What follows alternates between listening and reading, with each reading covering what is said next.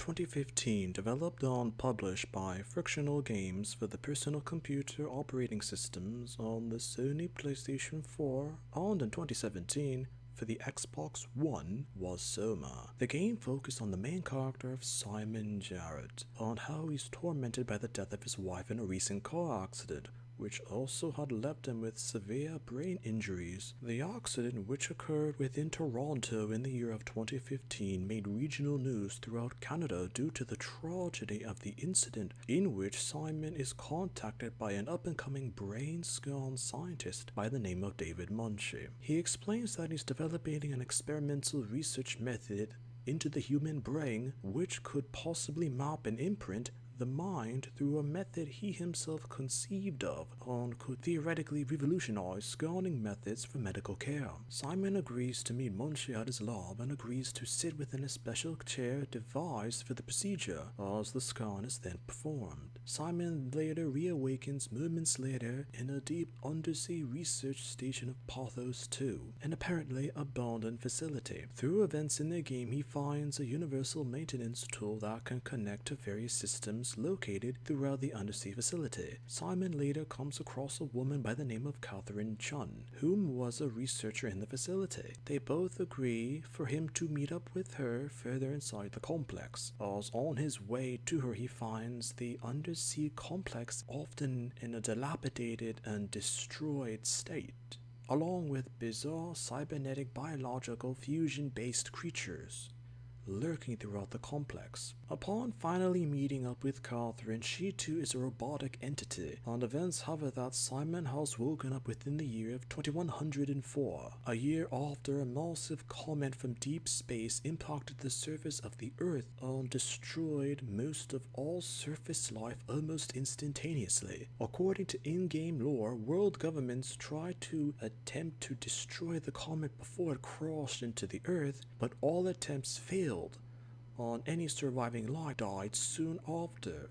and human civilization naturally was destroyed. Catherine herself was later imprinted onto the multi-tool that Simon uses, and I asked her what the experience was like, and she commented that existence was essentially interpreted through the person themselves, and some might not have any problems with it, such as herself, while Simon mentioned that he couldn't possibly comprehend existing in such a way. As a result of the research and maintenance crews of Pathos 2, are the last vestiges of the human race. On the year after the impact, with the realization of that particular fact and how the people left alive in the world dealt with such trauma, and Catherine revealed the truth that due to a complex-wide artificial intelligence called the Warden Unit, which helped to maintain Pathos 2, eventually took full control over the facility, and eventually turned all surviving humans into the biological cybernetic organisms that Simon had seen on his way to meet up with Catherine. Events in the game also reveal that the real Simon died a short time after the experimental procedure with Munshi, and before Simon died on his deathbed, gave permission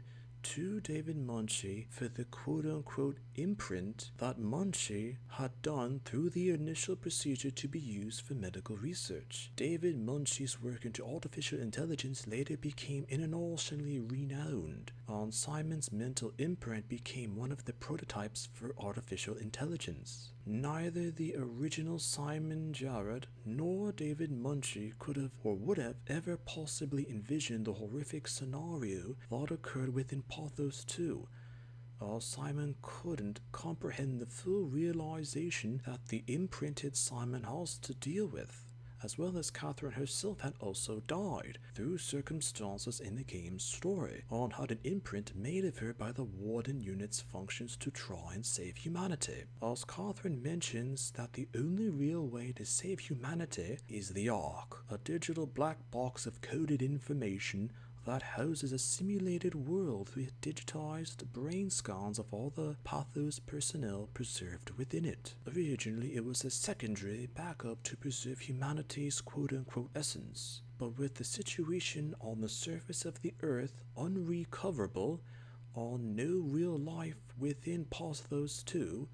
Many personnel soon commit suicide after their mental imprints are made onto the Ark. Simon considers the whole concept to be madness, but Catherine deems it to be logical to have something as a record of humanity rather than the whole entire human race or human civilization be completely lost forever. Through further events within the game, Simon and Catherine attempt to launch the Ark into space, and Catherine has to make another imprint of him through the process, and Simon is increasingly disturbed at the fact that Catherine is willing to make further imprints, or copies, of him as needed to send the Ark into space. Simon and Catherine eventually send the Ark into space,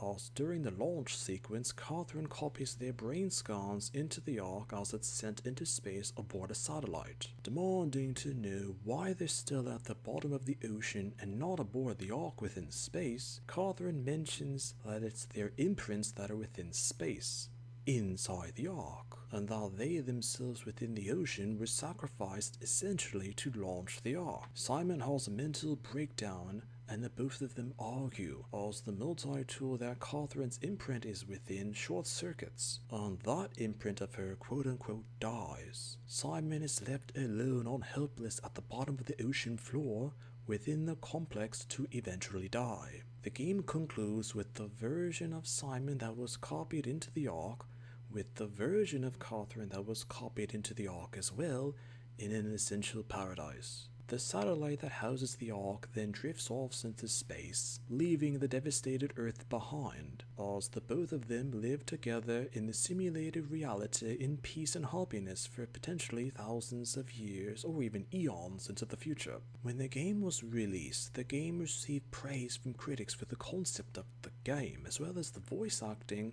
of the actors and actresses within the game as well, on the character of Simon, which was essentially an ordinary man caught up in something far beyond his understanding or even mental comprehension. As the game's story on identification of humans and what it is to be a quote-unquote human